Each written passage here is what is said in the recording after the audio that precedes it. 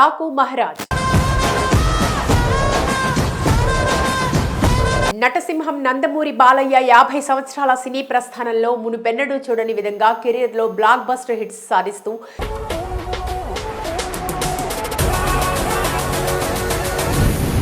యువ హీరోలతో పోటీ పడుతూ తన సత్తా ఏంటో చూపిస్తున్నాడు. ఒకవైపు రాజకీయాల్లో బిజీగా ఉంటూనే అన్స్టాపబుల్ షోలో హోస్ట్ గా ఇరగదీస్తున్నాడు.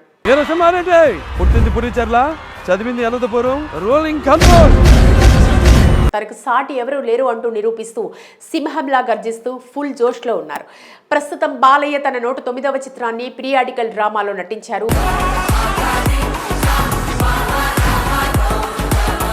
ఇటీవల షూట్ పూర్తి చేసుకున్న ఈ చిత్రం సంక్రాంతి కానుకగా విడుదల చేసేందుకు సిద్ధమయ్యారు.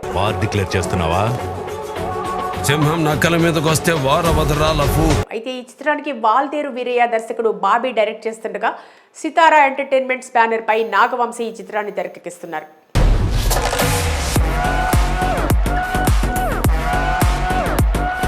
Young music director Thaman music అందిస్తుండగా ఇందులో బాలయ్యతో పాటు చాందిని చౌదరి, ప్రగ్వా జైస్వాల్, శ్రద్ధా శ్రీనాథ్, బాబీ డియోల్ తదితరులు నటిస్తున్నారు.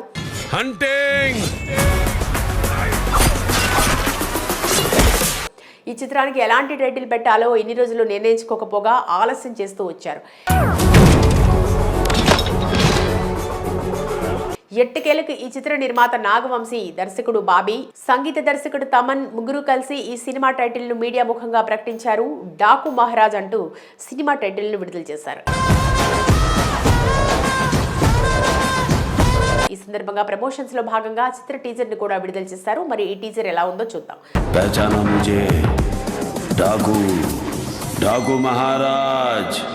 ముందుగా ఈ టీజర్ మొదలవగానే ఎడారి ప్రాంతంలో గుర్రాలపై బాలకృష్ణ బందిపోటుగా స్వారీ చేసుకుంటూ వస్తాడు.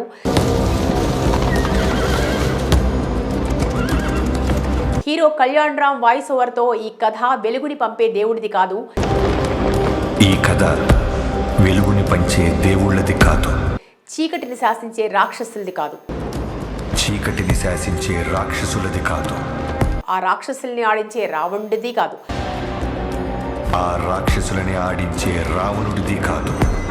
ఈ కథ రాజ్యం లేకుండా యుద్ధం చేసిన ఓ రాజుది, కంట్రగొడ్డలి పట్టిన యమధర్మరాజుది, మరణాన్నే వణికించిన మహారాజుది అనే వాయిస్ ఓవర్ ఆగగానే ఈ కథ రాజ్యం లేకుండా యుద్ధం చేసిన ఒక రాజుది. మహారాజ్ కొన్ని యాక్షన్ సన్నివేశాలతో టీజర్ కట్ చేస్తూ కండ్రగొడ్డలి పట్టిన యమధర్మరాజుది డాకు మహారాజ్ అని బాలకృష్ణ అదిరిపోయే లుక్ లో ఊరమాస్ అనిపించేలా చెప్పడం గూస్ బంప్స్ తెప్పిస్తుంది.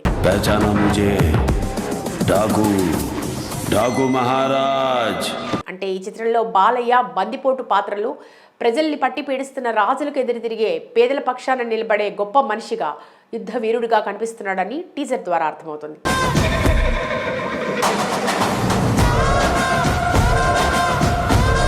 ఇక ఈ టీజర్ కి తమన్ అందించిన బీజిఎం నెక్స్ట్ లెవెల్లో ఉందని చెప్పొచ్చు. నిజానికి బాలయ్య అనగానే తమన్ బీజిఎం కు ఊపు వస్తుందేమో, ఒక రేంజ్ లో బీజిఎం అందించాడు. మొత్తంగా ఈ టీజర్ తో బాలయ్య డాకు మహారాజ్ చిత్ర బృందం భారీ ఎక్స్పెక్టేషన్స్ కలిగించింది.